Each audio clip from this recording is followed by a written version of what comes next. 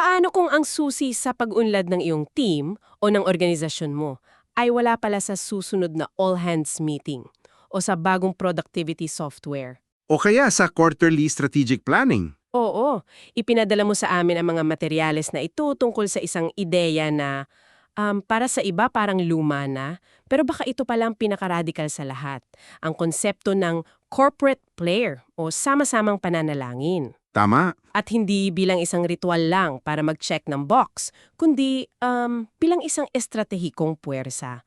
Ngayong araw, susuriin natin tong mga source na ito at alamin kung bakit sinasabi nilang ito ang paraan para makamit ang linaw, pagkakaisa at mga tagumpay na hindi mo inaasahan. Tama. At ang misyon natin dito ay unawain kung bakit iginiigit ng mga materyales na ito na ang sama-samang pananalangin ay isang strategic lever. Kumbaga, isang bagay na kapag hinila mo, malaki ang epekto sa kabuuan. Ah, okay. Susuriin natin ang mga halimbawa mula sa kasaysayan at isang napaka-powerful na eksena sa aklat ng mga gawa sa Biblia para makita natin kung paano ito naging pundasyon ng mga malalaking pagbabago. Ang goal natin ay lampasan yung mga assumptions at tingnan hindi lang yung kundi yung bakit at paano sa likod ng ideyang ito. Okay, sige. Simulan natin sa pinaka-basic. Kasi kapag narinig ko yung corporate prayer, ang unang pumapasok sa isip ko, alam mo yon, Yung, yung awkward na 30-second prayer bago magsimula ang isang meeting. oo, totoo. Pero based sa mga pinadala mo, parang ang layo nito doon. Ano ba talaga ang ibig sabihin nito ayon sa mga source? Malayo nga. Ang paglalarawan dito ay hindi lang basta pagdadasal ng maraming tao sa iisang kwarto. Ang ginamit na phrase ay pagsasama-sama ng mga puso, isipan at kalooban. Okay, convergence. Oo. Isang convergence of hearts, minds, and wills. Ang pinakasentro nito ay hindi yung akto ng pagsasalita, kundi yung konsepto ng pagkakahanay o alignment Alignment, okay? at pagkakaisa o unity. Ito ang malaking kaibahan. Kasi ang karaniwang pagtingin sa dasal ay isang pribado at personal na gawain, yung may quiet time. Tama. Pero ito, sinasabi ng sources, ay isang corporate, isang pangkomunidad na disiplina. So parang sinasabi na may kapangyarihan kapag ang isang buong grupo ay naka-align sa iisang direksyon, Eksakto. hindi lang sa strategy, kundi pati sa spiritual na level. Yun mismo. At dito, nagiging napapanahon ang usapan. Binabanggit sa mga source na nabubuhay tayo sa tinatawag na VUCA world. Ah, oo, yung volatility, uncertainty, complexity, ambiguity. Tama. Sa ganitong kapaligiran, limitado na raw ang kakayahan ng dunong tao lamang. Yung galing ng CEO, yung data analytics, yung market research, lahat yan may hangganan. May hangganan, oo. Dito ngayon, ipinapasok ang sama-samang pananalangin bilang isang paradigm shift. Sabi sa mga teksto, hindi na raw ito optional o isang nice-to-have na activity para lang sa mga relihiyoso, Ah, kundi isang strategic lever para magkaroon ng linaw sa direksyon, katatagan o resilience at kakayahang gumawa ng matatapang na desisyon. Sinasabi pa nga na ito ay isang key differentiator sa mga organisasyong tunay na nagtatagumpay. dito ko medyo napaisip kasi, okay, ang lakas pakinggan ng strategic lever at paradigm shift. Oo, malaki. Pero sa totoo lang, parang ang hirap isipin kung paano ito nagiging practical. Meron bang malinaw na modelo o blueprint kung paano to nangyayari? Meron. At dito tayo dadalhin ng mga sources sa isang napakatensyonadong eksena sa kasaysayan, sa Acts chapter 4 ng Biblia. Para ma-appreciate natin to, kailangan nating ilagay ang sarili natin sa sitwasyon nila. Sige, sige. I-paint mo yung picture para sa amin. Okay, isipin mo to. Sina Pedro at Juan, mga leader ng bagong tatag na kilusang ito, kalalabas lang mula sa kulungan. Okay. Kakatapos lang silang pagbantaan ng Sanhedrin. Yun yung pinakamataas na korte at religious authority noon. Sinasabihan silang huwag na huwag nyo nang babanggitin ulit ang pangalan ni Jesus, kundi malilintikan kayo. Grabe yung pressure. Sobra. Ang buong komunidad nila ay nasa ilalim ng matinding banta. Pwede silang arestuhin, saktan o patayin, anumang oras. Ano ang una nilang ginawa pagbalik nila sa mga kasama nila? Yun, siguro magpapatawag ako ng emergency meeting. Okay, team, anong gagawin natin? Magtago? Lumipat ng syudad? Paano natin proprotektahan ang ating mga sarili? Yun. Isang malaking risk assessment at strategy session. Yan ang lohikal na gagawin, di ba? Pero hindi yun ang ginawa nila. Sabi sa teksto, nang marinig nila ito, itinaas nila ang kanilang mga tinig ng sama-sama sa Diyos. Wow! Nagtipon sila para manalangin ng sabay-sabay at dito nagiging critical yung laman ng panalangin nila. Ito yung magpapakita kung ano ang ibig sabihin ng strategic prayer. Sige, anong pinagdasal nila? Siguro, Lord, protektahan niyo po kami, itago niyo kami sa aming mga kaaway. Yun ang hihilingin ko for sure. At dito tayo magugulat. Hindi sila nanalangin para sa kaligtasan. Talaga? Oo, o para makatakas. Sinimulan nilang dasal sa pagkilala sa kapangyarihan at soberanya ng Diyos. Ang unang linya nila, Sovereign Lord, You made the heaven and the earth and the sea and everything in them. So nag-start sila sa perspective. Eksakto. Sa gitna ng kaguluhan, in-anchor muna nila ang sarili nila sa katotohanan kung sino ang mas makapangyarihan. At ang hiningi nila, ito yung aabangan mo. Ano? Hindi proteksyon, kundi katapangan or boldness. Wow! Sabi nila, Panginoon, ipagkaloob mo sa iyong mga alipin na maipangaral ang iyong salita ng may buong katapangan. Sandali. So, imbes na, Lord, iligtas mo kami, ang dasal nila ay, Lord, gawin mo kaming mas matapang para harapin ang panganib. Yun, Ibang klase yung mindset. ibang klase talaga. Sinusuri ito ng isang source bilang isang panalangin, theological, hindi bunsod ng takot. Gets. Nakatuon sa misyon, hindi sa sariling kaligtasan. Nakikita nila ang sitwasyon nila sa loob ng mas malaking plano ng Diyos, hindi bilang isang personal na problema lang na kailangang solusyonan. At yung resulta, kasi may kasunod yan, di ba? Oo. At dito na papasok yung sinasabing panginginig ng lugar. Oo, yan yung part na parang eksena sa pelikula. Napaniinig ang lugar kung saan sila nagpupulong at silang lahat ay napuspos ng Espiritu Santo at buong tapang na nangaral ng salita ng Diyos. Grabe. So binibigyang diin ng source na ito ay direktang resulta. Isang cause and effect. Hindi nagkataon lang. Ayon sa analysis, ito'y isang direktang sagot. Isang sinyales na kapag ang isang grupo ay nagkakaisa sa isang panalangin na ka-align sa misyon ng langit, tumutugon ang langit. Okay. Hindi ito magic formula pero isang prinsipyo at itong resulta sa Acts 4, yung panginginig ng lugar, yung biglaang katapangan, hindi lang to basta nangyari. May malalim na teolohiya sa likod kung bakit ganong kalakas ang epekto kapag nagkakaisa ang isang grupo. Okay, sige, i-unpack natin yan. Bakit ganun kahalaga ang pagkakaisa o unity? Sinasabi sa source na ito ay nakaugat mismo sa kalikasan ng Diyos. Ang konsepto ng Trinity, yung Ama, Anak at Espiritu Santo, ay isang perpektong komunidad na may perpektong pagkakaisa. At ang hilig daw ni Jesus para sa kanyang mga tagasunod ay maging salamin ng pagkakaisang yun.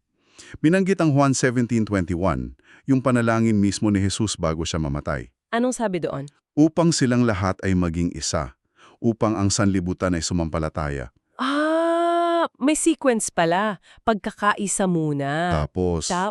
Tapos dahil sa pagkakaisang yun, maniniwala ang mundo. Ganon. Oo, malilaw daw ang pagkakasunod-sunod. Ang pagkakaisa ay hindi lang goal, ito ay nagiging isang buhay na patotoo.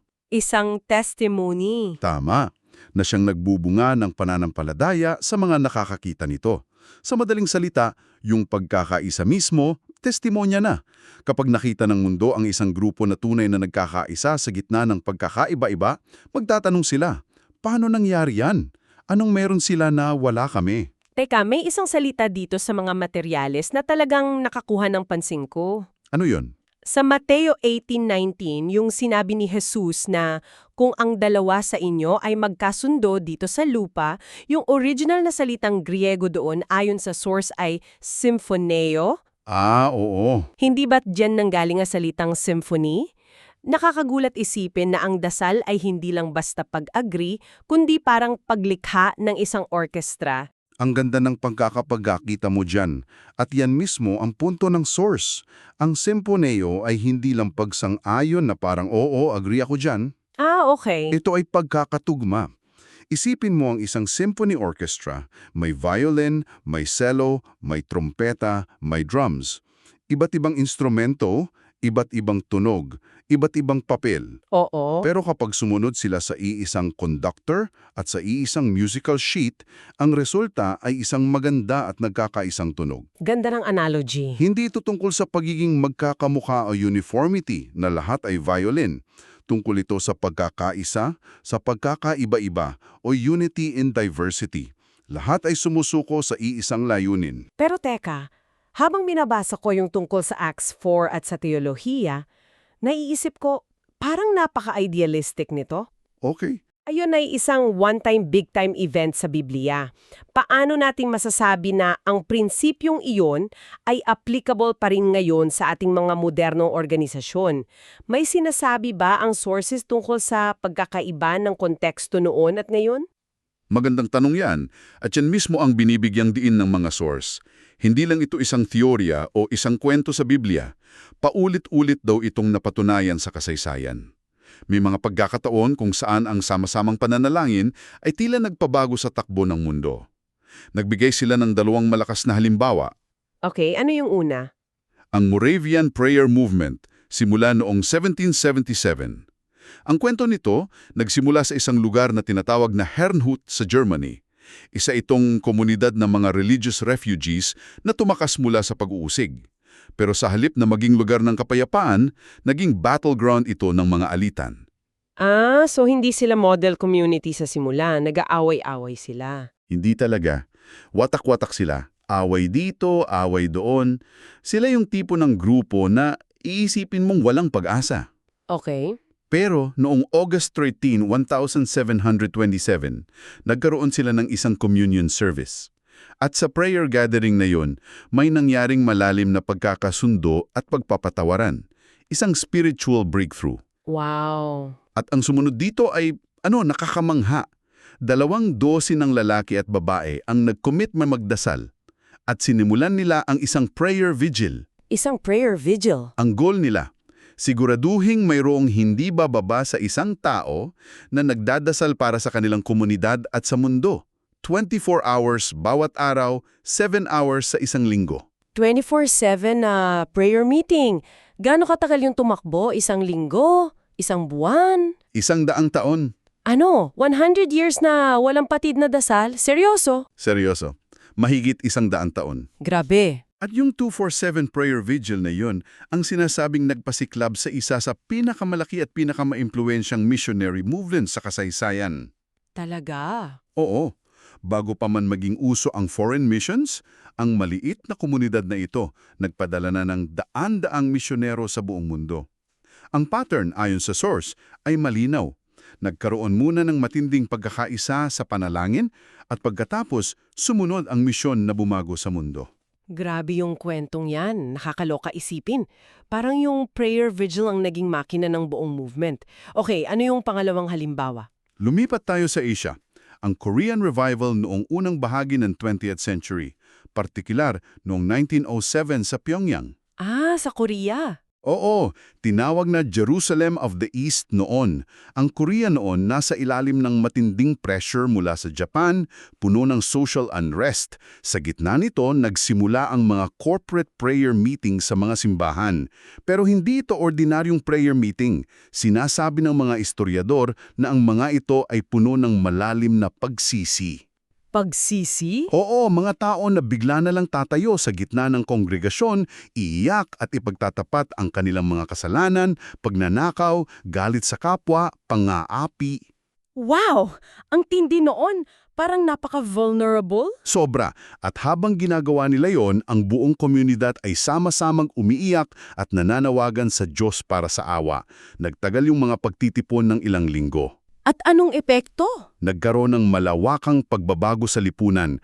May mga kwento ng mga taong nagsasauli ng ninakaw, mga magkakaaway na nagbabate. Itinuturo ng mga source na yung malago at masiglang Kristyanismo sa South Korea ngayon. Oo, kilala sila doon. Oo, yung mga dambuhalang simbahan nila at matinding pananampalataya, siya direktang nag-ugat daw sa mga malawakang pagtitipon na ito para manalangin. Pareho ulit ang pattern. Pagpakaisa muna. Oo, kapag ang isang komunidad ay sama-samang nananalangin ng may isang puso at may pagsisisi, nababago ang kultura. Okay, ito ang tanong na bumababagag sa isip ko habang pinapakinggan ko yung mga kwentong yan. Kung ganito pala ito kalakas at efektibo, Mhm. nakapagpasiklab ng global mission, nakapagpabago ng isang bansa, bakit hindi ito gaanong ginagawa ngayon? Bakit parang ang layo nito sa realidad ng karamihan sa atin? Tinukoy ng mga source ang ilang mga balakid. At sa tingin ko, lahat tayo makaka-relate dito. Una, ang kulturang nakasentro sa individual, yung individualism. Totoo. Sanay tayo na ang pananampalataya ay ako at ang Diyos ko lang. Ang ideya ng corporate o sama-sama ay parang bago at medyo hindi komportable. Tapos siguro yung oras, di ba? Pangalawa, yun nga, abalang pamumuhay. Sino ang may oras para sa mahabang prayer meeting kung tambak ang deadlines at emails? Oo, pero parang may mas malalim pa diyan. Kasi kung talagang naniniwala tayong efektibo ito, gagawan natin ng paraan, di ba? At dito papasok ang dalawa pang mas malalim na balakid. Pangatlo, ang kawalan ng tiwala. Trust. Oo, mahirap manalangin ng totoo kasama ang mga taong hindi mo pinagkakatiwalaan. At ang pang-apat, na sa tingin ko ay pinakamahalaga, ay ang takot na maging vulnerable. Ang takot na ipakita ang kahinaan. Hindi ito komportable. Isipin mo, sa isang corporate setting, sino ba sa atin ang gustong umiyak sa harap ng boss o katrabaho at amining, hindi ko na alam ang gagawin, kailangan ko ng tulong? Oo nga, no. Kapag nagdarasal ka ng sama-sama at totoo, inilalantad nito ang mga bitak at kawalan ng pagkakaisa at nangangailangan ito ng pagsuko ng mga personal na ahenda. At ng ating pride. So dahil hindi komportable, iniiwasan natin. Gets ko. Mas madali pang mag-strategy meeting kaysa maging vulnerable sa isa't isa. Tama. Kaya, ano ang ibig sabihin ng lahat ng ito para sa'yo, sa listener natin, na marahil ay isang leader? Paano sisimulan ng isang bagay na ganito ka-personal at ka-awkward sa isang professional na kapaligiran? Ibinubuod ng mga materyales ang mga praktikal na hakbang at hindi ito kasing dramatiko ng inaakala natin. Ang unang mungkahi ay lumikha ng mga ligtas na espasyo para sa pananalangin. Hindi kailangang malaking event. Pwedeng maliit lang. Pwedeng magsimula sa 2 o 3 tao na pinagkakatiwalaan mo. Isang lugar kung saan hindi natatakot ang mga tao na maging totoo. Na sabihing nahihirapan ako. Okay. Pangalawa, isentro ito sa mga banal na kasulatan. Ito yung pananga para hindi maging self-centered ang mga panalangin. Imbes na listahan lang ng mga personal na hiling, ang dasal ay nagiging pagtugon sa kung ano ang sinasabi ng Diyos. At may isa pang punto na naaalala ko, yung tungkol sa pakikinig. Oo, yon. Bigyang halaga ang pakikinig tulad ng pagsasalita. Dahil ang panalangin ay dialogo, hindi monologo. Minsan, ang pinakamakapangyarihang corporate prayer ay yung tahimik. Tahimik lang. Oo, kung saan ang lahat ay sama-samang nakikinig. Ang pinakalayunin, ayon sa mga source, ay baguhin ang pananaw natin sa panalangin. Mula sa pagiging pambungad lamang sa isang meeting, tungo sa pagiging unang-una at prioridad. Mula sa pagiging support system para sa mga plano natin, tungo sa pagiging mismong pinangmumulan ng lakas at direksyon. Kung iipunin natin lahat ng napag-usapan, ang lumalabas ay isang malinaw na mensahe. Ang sama-samang pananalangin, ipinipresenta hindi bilang gawaing panrelihiyon lang, Hindi lang. kundi bilang isang estratehikong puwersa para sa pagkakahanay at tagumpay. Nakita natin ang blueprint sa Acts 4, isang panalangin may pagkakaisa, malalim ang teolohiya at nakatuon sa misyon, hindi sa sarili. Tama. At ang kasaysayan tulad ng mga Moravians na nagdasal ng 100 taon at ng Korean Revival ay tila sumasang-ayon at nagpapatunay sa prinsipyong ito. At dito tayo iiwanan ng isang huling mapaghamong kaisipan. Nagtatanong ang isang source, ano kaya ang maaaring makamit ng iyong organisasyon, ng iyong team o ng iyong pamilya kung ang bawat miyembro ay nagkakaisa hindi lamang sa isang spreadsheet o business plan, kundi sa isang nakatuon at may layuning pananalangin? Wow! Ang prinsipyong ito ng pagkakaisa, iisang focus at kolektibong intensyon ay maaaring may mas malawak na aplikasyon. paano kung ang pinakamakapangyarihang pagkakahanay na maaari nating makamit ay hindi nangyayari sa isang boardroom, Kundi saan? kundi sa isang espasyo kung saan ang mga puso at isipan ay nagkakaisa sa isang mas mataas na layunin at intensyon?